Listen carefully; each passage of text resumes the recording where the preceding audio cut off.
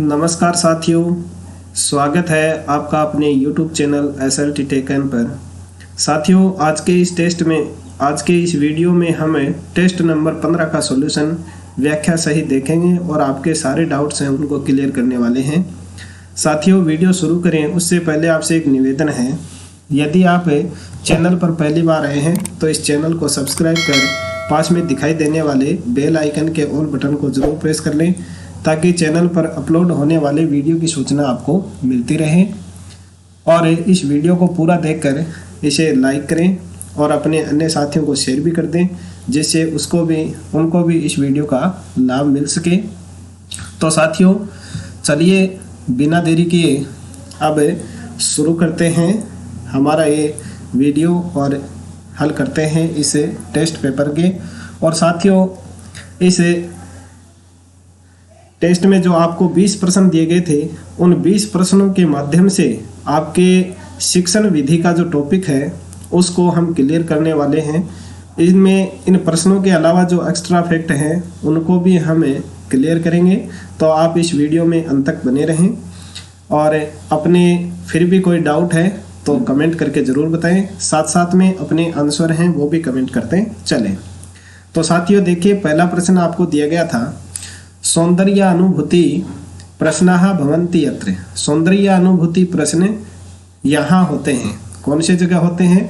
गद्य शिक्षण में, पद्य शिक्षण में, व्याकरण यानी व्याकरण शिक्षण में और अनुवाद शिक्षण में। तो साथियों, सौंदर्य अनुभूति प्रश्न है वो इस व्याकरण शिक्षण में भी नहीं होते हैं, अनुवाद शिक्षण में भी नहीं होते हैं और गद्य शिक्षण में भी नहीं होते हैं। इसका जो राइट आंसर है वो होगा पद्य शिक्षण। गद्य शिक्षण है उसमें होते हैं विचार विश्लेषणात्मक प्रश्न। साथ ही जो पद्य शिक्षण है उसमें भावबोध प्रश्न भी होते हैं। जो भी कविता श्लोक आदि होते हैं उनका भाव बताया जाता है, तो वो भावबोध प्रश्न है वो भी पद्य शिक्षण में ही होते हैं। अब देखिए नेक्स्ट दूसरा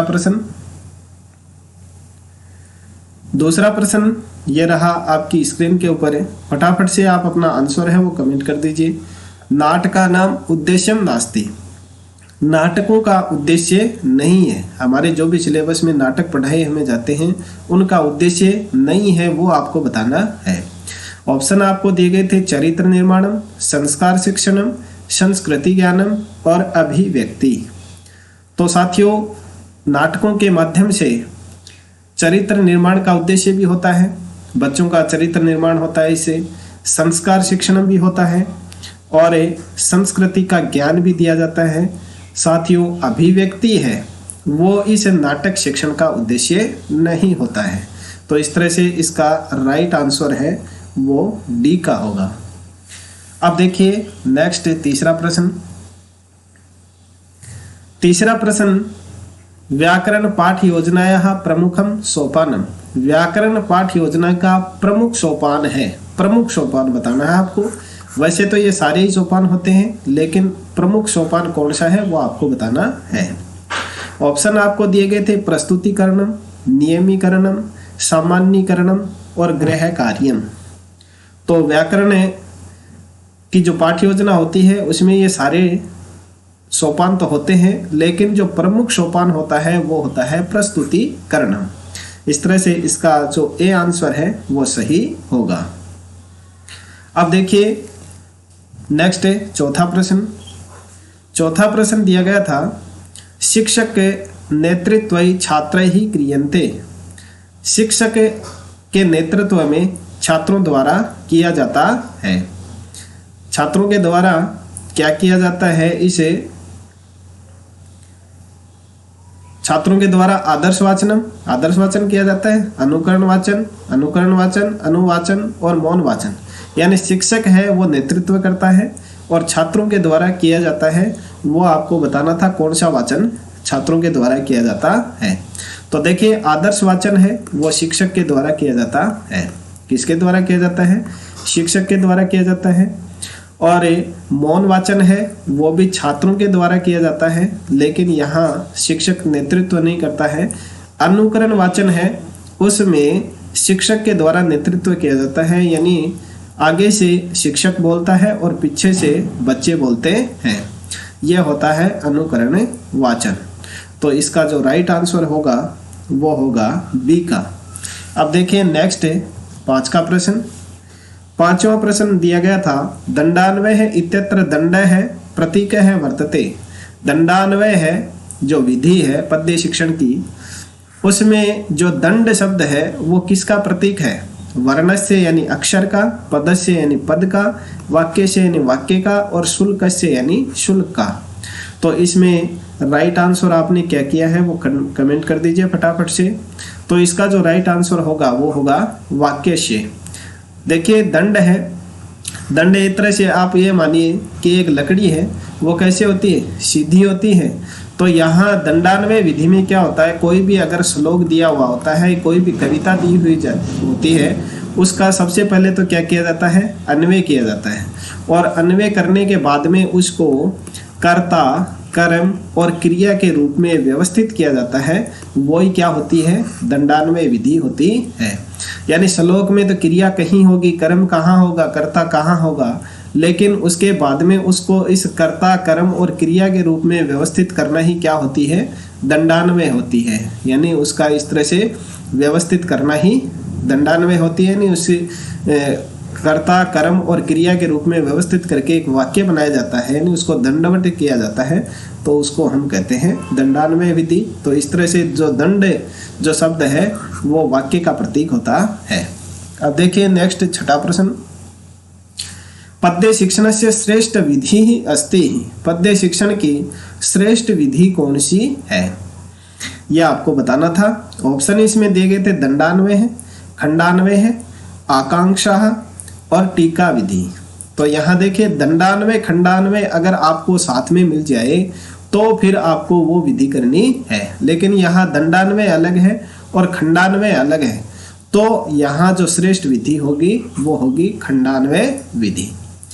और अगर किसी ऑप्शन में यह आ जाता कि दंडान्वय है खंडान्वय, तो फिर आपको ये ऑप्शन सही करना होता। आप ऑप्शन के अकॉर्डिंग है वो आंसर को सही करें। अब यहाँ दंडान्वय अलग लिखा है, खंडान्वय अलग लिखा है, तो यहाँ खंडान्वय विधि होगी। अब खंडान्वय विधि में क्या होता है साथियों, दंडान्वय है उसमें तो जो श्लोक दिया हुआ है उसको व्यवस्थित किया जाता है कर्ता, कर्म और क्रिया के रूप में। और खंडान्वय विधि है उसमें जो जटिल शब्द होते हैं उन जटिल शब्दों को संधि विच्छेद के द्वारा, समास के द्वारा, प्रकृति प्रत्यय के द्वारा उनको अलग अलग करके स्पष्ट किया जाता है। तो उससे जो भी पद होते हैं, जो भी शब्द होते हैं, उनको बच्चे को समझने में बड़ी आसानी होती है। इसलिए जो पद्य शिक्षण है उसकी श्रेष्ठ विधि है वो खंडान्वय विधि को बताया गया है। तो इस तरह से इसका जो राइट आंसर है वो ब का सही होगा। अब देखिए नेक्स्ट है 7 का प्रश्न। बड़ा ही इंपॉर्टेंट प्रश्न है साथियों, कई बार परीक्षाओं में पूछा जा चुका है और हो सकता है कि आपके इस रीट 2021 के पेपर में भी ये प्रश्न आ जाए। इससे जो पेपर था दिया गया था आपको, उसमें सारे के सारे प्रश्न हैं वो उसी हिसाब से रखे गए थे जो परीक्षा की दृष्टि से इम्पोर्टेंट है और परीक्षा में आने लायक है। तो साथियों इस वीडियो में आप अंत तक बने रहें और जो अपने डाउट्स हैं उनको सबको क्लियर कर लें। तो यहाँ देखिए ऑप्शन आपको दिए गए थे, इसमें गद्य पद्ययो, पद्य गद्ययो, पद्य नाटकयो और नाटक गद्ययो। तो साथियों यहाँ इसका राइट आंसर होगा गद्य पद्ययो। अभी मैंने पहले प्रश्न में इस बात को क्लियर कर दिया था कि जो गद्य शिक्षण होता है उसमें विचार विश्लेषण प्रश्न होते हैं और सौंदर्य अनुभूति प्रश्न है वो पद्य में होते हैं। इस तरह से 7 का जो प्रश्न है उसमें एक आंसर सही होगा। अब देखिए नेक्स्ट 8 का प्रश्न। नाटक शिक्षण से श्रेष्ठ विधि अस्ति। यहाँ जो ऑप्शन है उनके ऊपर हम सभी के ऊपर थोड़ी थोड़ी चर्चा करने वाले हैं। इसमें पहला ऑप्शन दिया गया था कक्षा अभिनय, फिर समवाय है, रंगमंचाभिनय और व्याख्या। तो देखिए इसका जो राइट आंसर है उसकी हम बात कर लेते हैं सबसे पहले। तो राइट आंसर इसका होगा बी का, समवाय है। अब देखिए कक्षा अभिनय है, उस विधि में क्या होता है कि जैसे कोई भी नाटक है, उस नाटक के अनुसार जो पात्र होते हैं उन पात्रों को एक एक बच्चे को खड़ा करके उनको बता दिया जाता है कि आपको इस पात्र का अभिनय करना है, आपको इस पात्र का अभिनय करना है। और जैसे जैसे उनका जिस पात्र का जो कथन आता है उस कथन को वह बच्चा उसको पढ़ता है। तो ये तो होता है कक्षा अभिनय द्वारा नाटक शिक्षण। उसके बाद में रंगमंच के ऊपर जैसे जो पर्दे पे जो होता है नाटक करके दिखाया जाता है, अलग अलग पात्र हैं वो अलग अलग वेशभूषा धारण करके अपना अभिनय दिखाते हैं, वो रंगमंच अभिनय होता है। और व्याख्या के द्वारा शिक्षक उस नाटक को स्वयं पढ़ता है और जैसे उतार चढ़ाव जिस पात्र के अनुसार होते हैं उस पात्र के अनुसार शिक्षक करता है, साथ में उसकी व्याख्या करता है। तो वो होती है व्याख्या विधि। और जो समवाय विधि होती है उनको, इन जो सभी विधियां हैं उनको शामिल करते हुए जो शिक्षण कराया जाता है वो होता है समवाय विधि। तो इस तरह से जो नाटक शिक्षण की श्रेष्ठ विधि है वो होगी समवाय विधि। अब देखिए नेक्स्ट 9 का प्रश्न। 9 का प्रश्न दिया गया था अनुवाद शिक्षण से विधि ही रस्ति। अनुवाद शिक्षण की विधि है काव्य विधि, आगमन विधि, द्विभाषा विधि, नाट्य विधि। तो नाट्य विधि नाटक की होती है, आगमन विधि व्याकरण शिक्षण की होती है, काव्य विधि है वो पद्य शिक्षण की होती है। तो द्विभाषा विधि है वो इस अनुवाद शिक्षण की होती है। आप अनुवाद से यही समझ लीजिए कि अनुवाद करने के लिए आपको 2 भाषाओं का ज्ञान होना चाहिए। जैसे हिंदी भाषा का कोई वाक्य दिया हुआ है, आप उसको संस्कृत में बदलेंगे तो आपको हिंदी भाषा का ज्ञान भी होना चाहिए और साथ में संस्कृत भाषा का ज्ञान भी होना चाहिए। तो ये 2 भाषाएं हो गई ना, यहाँ तो हिंदी भाषा हो गई और अब आप इसका संस्कृत में अनुवाद कर रहे हैं, तो ये हो गई द्विभाषा पद्धति। अब देखिए नेक्स्ट 10 का प्रश्न। 10 का प्रश्न दिया गया था आदर्श वाचन से प्रयोजनम अस्ति। आदर्श वाचन का प्रयोजन है श्रुत लेखन, उच्चारण शिक्षणम, त्रुटि संशोधनम, काठिन्य निवारण। तो देखिए श्रुत लेखनम है वो आदर्श वाचन का उद्देश्य नहीं होता है। उच्चारण शिक्षण है वो इस आदर्श वाचन का प्रमुख प्रयोजन होता है। आदर्श वाचन में क्या होता है कि शिक्षक जो भी कविता या श्लोक होता है उसको पढ़ करके बच्चों को प्रस्तुत करता है और बच्चे उसको ध्यानपूर्वक सुनते हैं। तो शिक्षक के द्वारा जो उच्चारित शब्द हैं उनको ध्यानपूर्वक सुन करके जब शिक्षक के द्वारा अनुकरण वाचन करवाया जाएगा उस समय बच्चा उसका शुद्ध उच्चारण कर सकेगा। तो इसलिए जो आदर्श वाचन है उसका प्रमुख प्रयोजन क्या होता है, उच्चारण शिक्षण होता है। यानी जो शब्द होते हैं, कठिन शब्दार्थ होते हैं, उनका उच्चारण सिखाना ही आदर्श वाचन का प्रमुख उद्देश्य होता है। त्रुटि संशोधन भी नहीं होता है और काठिन्य निवारण भी नहीं होता है। तो इस तरह से 10 के में बी का आंसर सही होगा। अब देखिए नेक्स्ट 11 का प्रश्न। छात्राणाम ज्ञान विस्तारम क्रियते। छात्रों के ज्ञान का विस्तार किया जाता है कौन से प्रश्नों के द्वारा? अन्वेषण प्रश्नों के द्वारा, केंद्रीय बोध प्रश्नों के द्वारा, मूल्यांकन प्रश्नों के द्वारा, पुनरावर्ती प्रश्नों के द्वारा। तो यहाँ देखिए ज्ञान का विस्तार अगर हमें करना है तो पहला जो शब्द दिया गया है अन्वेषण। अन्वेषण का मतलब होता है खोज करना। जब स्वयं छात्र उन प्रश्नों के उत्तर को खोजेगा तो उसमें ज्ञान का विस्तार होगा। तो इसका जो राइट आंसर है वो ए ही होगा। ज्ञान का विस्तार अन्वेषण प्रश्नों के द्वारा होता है। केंद्रीय बोध प्रश्न होते हैं कविता के बीच में जब पढ़ाया जाता है और उसका जो भावार्थ है बच्चे को समझाना चाह रहे हैं उसको जानने के लिए केंद्रीय बोध प्रश्न किए जाते हैं। और जब हम अपना पाठ पूरा पढ़ा देते हैं उसके बाद में छात्र ने उसका कितना अधिग्रहण किया है उसका मूल्यांकन करने के लिए हम मूल्यांकन प्रश्न पूछते हैं। और पुनरावर्ती प्रश्न है, जब ये पुनरावर्ती प्रश्न है वो 2 तरह से पूछे जाते हैं। एक तो पाठ के बीच में पूछे जाते हैं, एक टॉपिक है उसको कंप्लीट कर दिया उसको दोबारा दोहरान करने के लिए पुनरावर्ती प्रश्न पूछे जाते हैं। और जब पाठ पूरा पढ़ा दिया जाता है तो पूरे पाठ को रिपीट करने के लिए पूछते हैं। तो इस तरह से 11 का जो प्रश्न है उसमें ए का आंसर सही होगा। और साथ में ही जो अलग अलग प्रश्न हैं उनको भी हमने स्पष्ट किया है। यदि ये वीडियो आपको पसंद आ रहा है तो इसको लाइक कर दीजिए। और साथियों आप शेयर नहीं करते हैं, शेयर बहुत कम करते हैं, तो शेयर करने से अन्य जो साथी हैं उनको भी इसका लाभ मिलेगा और हमें मोटिवेशन प्राप्त होगा। जितने ज़्यादा अभ्यर्थी हमारे वीडियो से लाभान्वित होंगे उतना ही उत्साहवर्धन हमारे अंदर होता है। अब देखिए 12 का प्रश्न। 12 प्रश्न दिया गया था, व्याकरण शिक्षण से सर्वाधिकोपयोगी विधि उपयुक्त विधि मन्यते। व्याकरण शिक्षण की सर्वाधिक उपयुक्त विधि कौन सी मानी जाती है, यह आपको बताना है। तो ऑप्शन आपको दिए गए थे, पाठ्य पुस्तक विधि, अनुवाद विधि, आगमन निगमन विधि और मौखिक विधि। तो इसकी जो सर्वाधिक उपयोगी विधि है व्याकरण शिक्षण की, वो है साथियों आगमन निगमन विधि। बड़ा ही इजी सवाल है, कई बार परीक्षाओं में आ चुका है। पाठ्य पुस्तक विधि में हमें गद्य शिक्षण, पद्य शिक्षण इसका प्रयोग करते हैं, जिसमें पाठ्य पुस्तक की सहायता से शिक्षण करवाया जाता है। अनुवाद विधि है, वो अनुवाद जो शिक्षण है उसमें काम में ली जाती है।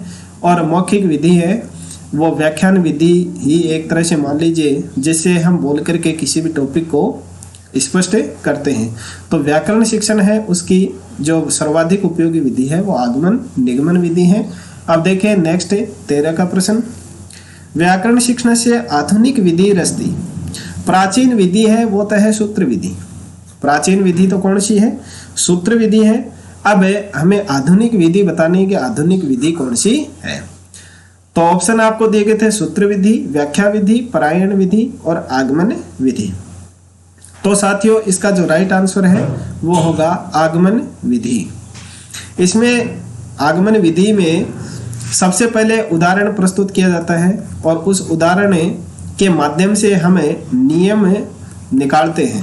पहले उदाहरण बताया जाता है और उस उदाहरण के माध्यम से हम नियमीकरण करते हैं और उसके बाद में बच्चे को नियम बताते हैं।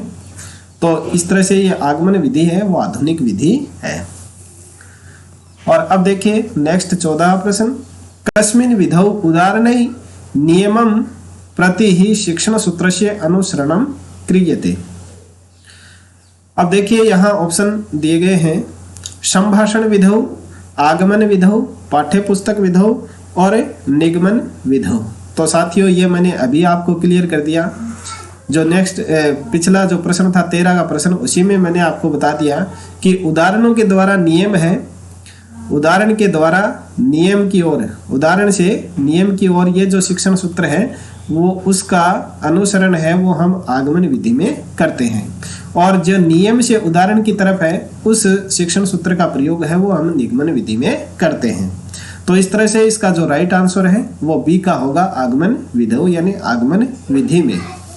अब देखें नेक्स्ट 15 प्रश्न, छात्रई न क्रियते। छात्रों के द्वारा नहीं किया जाता है। कौन सा वाचन है वो छात्रों के द्वारा नहीं किया जाता है वो आपको बताना है। ऑप्शन आपको दिए गए थे, आदर्श वाचनम, अनुकरण वाचनम, मौन वाचनम और सामूहिक वाचनम।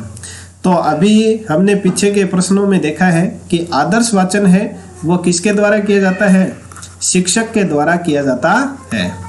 तो इसका जो राइट आंसर है वो हो जाएगा ए का, छात्रों के द्वारा नहीं किया जाता है, यानी आदर्श वाचन नहीं किया जाता है। आदर्श वाचन है वो शिक्षक के द्वारा किया जाता है। अनुकरण वाचन छात्र करते हैं, मौन वाचन भी छात्र करते हैं और सामूहिक वाचन भी छात्र करते हैं।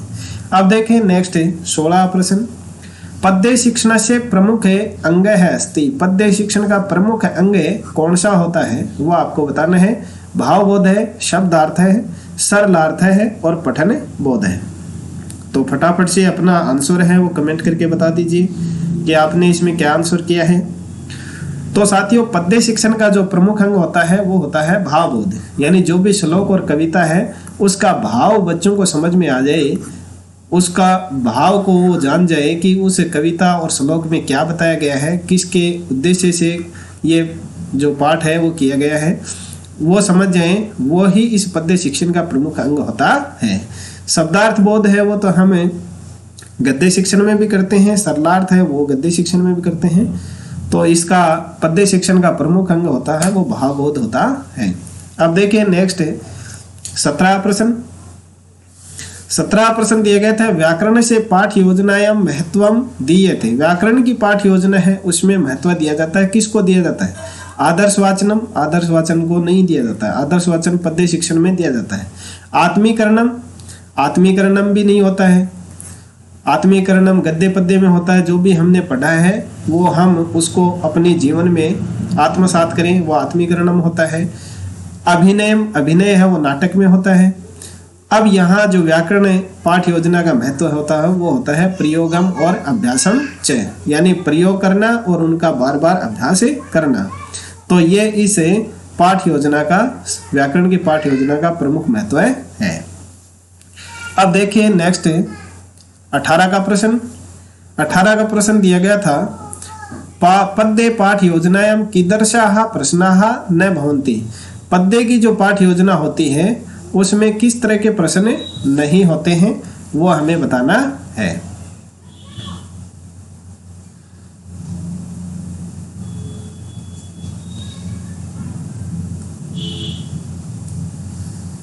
पद्य पाठ योजनायां कीदृशा प्रश्ना न भवन्ति। सौंदर्यानुभूति केंद्रीय भावस्य प्रश्नाः, तुलनात्मक प्रश्न और विचार विश्लेषणात्मक प्रश्न। तो देखिए सौंदर्यानुभूति प्रश्न है वो भी पद्य पाठ योजना में होते हैं, और इसमें केंद्रीय भाव के प्रश्न भी होते हैं। अभी मैंने बताया था केंद्रीय भावबोध प्रश्न है, और तुलनात्मक प्रश्न भी होते हैं। लेकिन विचार विश्लेषणात्मक प्रश्न है वो गद्य पाठ योजना में होते हैं। गद्य की जो पाठ्य योजना बनाते हैं उसमें ये विचार विश्लेषणात्मक प्रश्न होते हैं। तो इस तरह से 18 का जो प्रश्न है उसमें डी का आंसर सही होगा। अब देखें नेक्स्ट 19 का प्रश्न। 19 का प्रश्न दिया गया था मुख्य रूपेण संस्कृत भाषा शिक्षणस्य उद्देश्यम अस्ति। मुख्य रूप से संस्कृत भाषा शिक्षण का उद्देश्य क्या है वो आपको बताना था।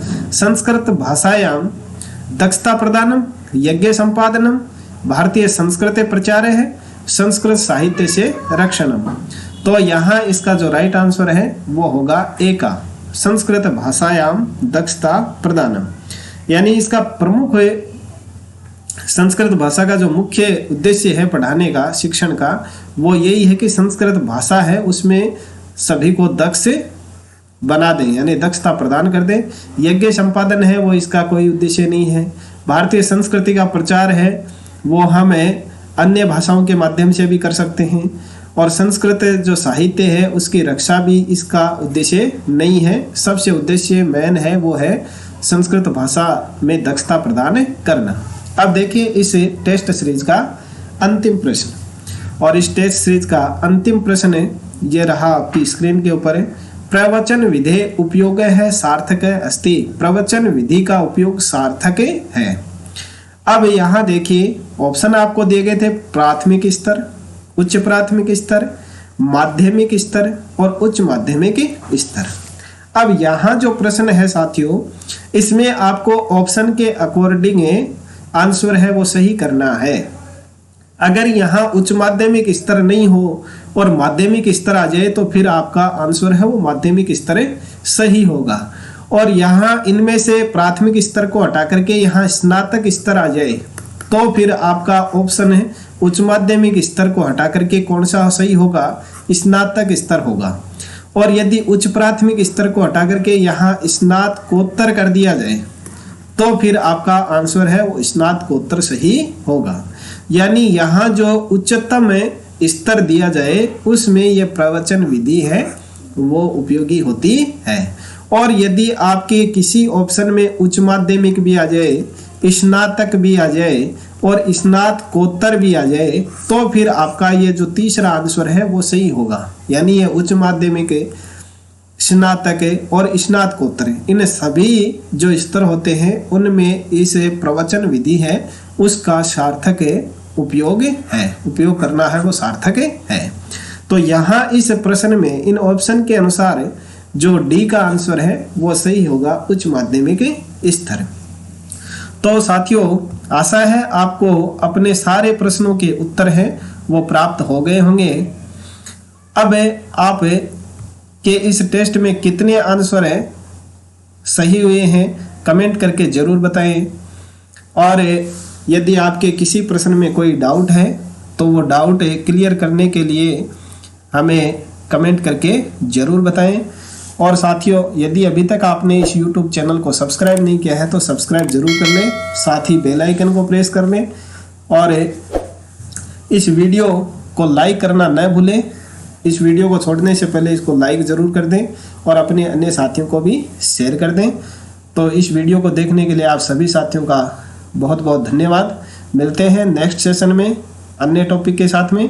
तब तक SRT tech and YouTube channel पर इसी तरह से बने रहें, देखते रहें और सीखते रहें। Thank you.